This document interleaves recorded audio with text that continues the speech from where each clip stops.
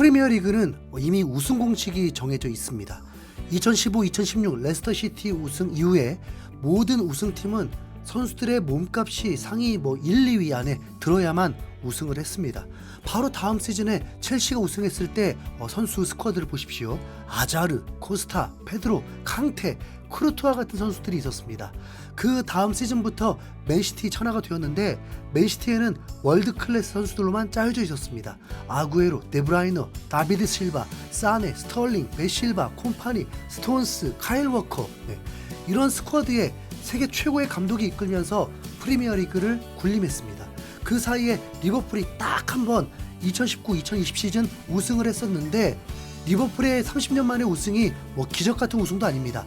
2018-2019 시즌엔 단 1패만 하고도 맨시티에 1점 차로 밀려서 준우승을 했고 대신에 맨시티도 해보지 못한 챔피언스 리그 우승을 해버렸습니다. 이 리버풀의 스쿼드 또한 미쳤죠. 살라, 마네, 피르미누, 핸더슨, 파비뉴, 아놀드, 반다이크, 알리송이 주전이었습니다. 데브라이너 같은 공격형 미드필더가 없다 해도 중앙 미드필더 3명이 강력한 체력과 압박으로 상대의 공격을 차단하고 전환하는 데 큰 공헌을 세웠습니다. 위협적인 키패스가 아니어도 공격 전환만 되면 마네, 살라, 피르미누가 알아서 해결을 하니까요. 이 3명이 합작한 공격 포인트는 무려 71개였습니다. 살라가 19골 10어시스트, 마네가 18골 7어시스트, 피르미누가 9골 8어시스트였습니다. 거기다 최고의 윙백을 보유하면서 아놀드, 로버트슨이 합작한 어시스트만 25개로 데브라이너에 이은 어시스트 2, 3위를 기록하게 되었습니다. 그리고 이후에 맨시티는 기존 우승했던 멤버들에서 더 업그레이드 되면서 우승을 독식하면서 4연패, 다음 시즌도 우승 후보 1위에 올라 있습니다. 최근 풋볼 런던이 AI가 다음 시즌을 예측하면서 맨시티가 5연속 리그 우승을 할 거라고 전망을 했었습니다. 그리고 의외로 아스날이 추락해서 5위가 될 거라고 예측했는데 솔직히 아스날이 강력한 우승 후보가 될 것 같아서 AI 예측을 믿을 수가 없네요. 더 나가서 첼시, 맨유가 3, 4위를 하고 토트넘은 6위로 유로파 리그를 갈 거라고 했습니다. 그냥 패스하겠습니다. 아스날은 2년 연속 2위를 차지했고 2년 전 2위는 4월까지 1위를 달리다가 뒷심이 부족해서 5점 뒤진 2위로 마무리했고 이번 시즌은 맨시티가 한 번만 무너져 주면 아스날이 우승이었는데 아쉽게도 2점 차로 우승을 놓치게 되었습니다. 맨시티는 후반기에 아스날과 무승부 이후에 9연승으로 시즌을 마무리해버렸습니다. 이런 아스날 보십시오. 아스날도 우승 후보로 불려질 수 있는 건 주전 라인업이 매우 비싼 선수들로 구성이 되어 있습니다. 골키퍼는 스페인 국가대표고 살리바와 마갈량이스는 현존 최강 센터백 듀오급으로 평가받고 있습니다. 또한 미드필더도 매우 강력합니다. EPL 역사상 가장 비싼 이적료를 지불하면서 라이스를 영입했고 라이스의 영입 효과를 확실히 봤습니다. 그리고 다음 시즌을 위해서 더 강력한 스트라이커를 영입할 준비를 하고 있습니다. 왜 그럴까요? 우승을 하기 위해서입니다. 지금까지 전해드린 것만 봐도 이미 다 알고 계셨겠지만 우승을 한다, 우승을 도전한다는 그만큼 선수의 퀄리티가 높은 선수들이 대다수인 몸값이 비싼 선수들을 데리고 있는 팀이 우승 확률이 가장 높아진다는 거죠. 그렇게 본다면 토트넘은 현재 스쿼드로는 다음 시즌 우승 도전은 택도 없다고 봐야 합니다. 유로파리그요? 토트넘보다 몸값이 훨씬 적은 아탈란타가 우승할 거라고 누가 예상했습니까? 더 강력해져야만 합니다. 맨유를 이길 수 있는 스쿼드여야만 합니다. 손흥민도 우승을 바라는 건 기적을 바라고 있는 것입니다. 그렇다고 비싼 선수들만 많으면 우승을 하는 거냐? 그렇지도 않습니다. 맨유, 첼시는 돈을 퍼붓고도 7, 8위라는 팀이 되었고 분데스리가의 독보적인 바이에른 뮌헨은 리그에서 가장 비싼 선수들을 데리고 있으면서도 3위까지 추락했습니다. 감독이 잘 이끌고 전술도 좋아야죠. 레버쿠젠이 우승한 걸 선수 퀄리티는 약하면서 감독이 다 해낸 거라고 생각하는 이들이 꽤 있던데 절대 그렇지 않습니다. 레버쿠젠 선수들의 퀄리티도 매우 높습니다. 그래서 다음 시즌도 뮌헨과 경쟁이 충분히 가능한 팀입니다. 결국 현대 축구에서 우승을 한다는 건 두 가지를 충족하면 우승 가능성이 커집니다. 비싼 선수들, 좋은 감독이면 우승할 수 있습니다. 토트넘은 선수 연봉이 프리미어리그에서 6번째 순위입니다. 아스톤 빌라와 비슷한 수준이라고 합니다.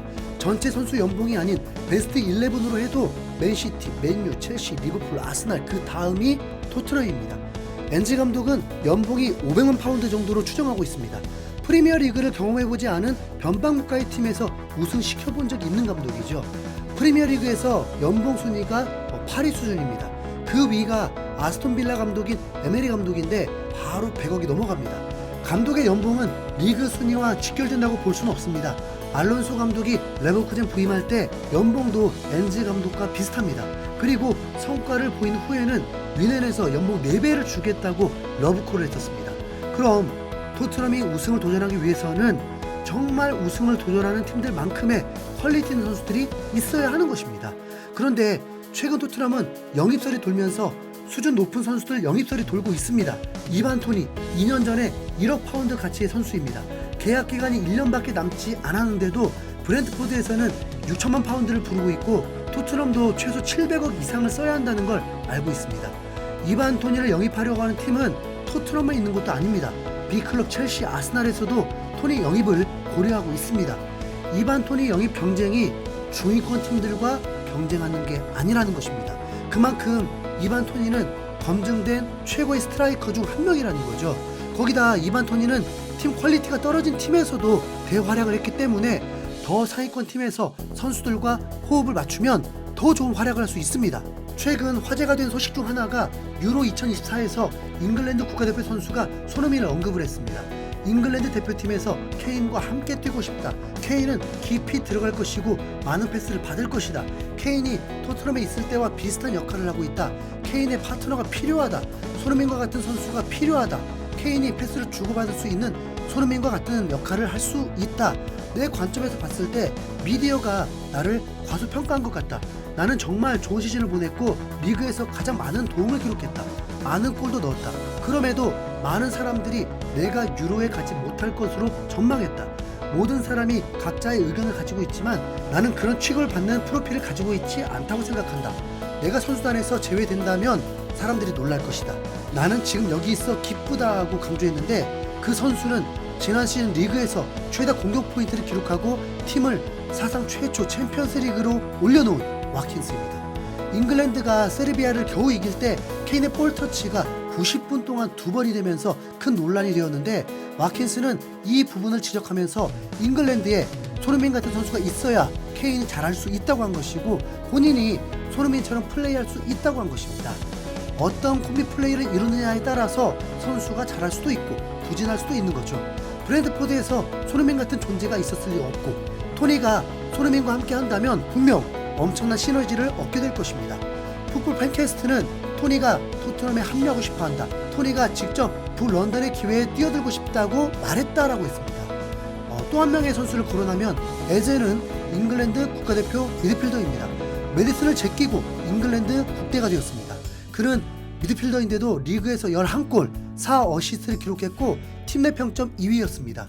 후반기에 새로운 감독이 오면서 크리스탈 팰리스는 후반기 마지막 7경기에서 무패로 6승 1무를 기록했습니다.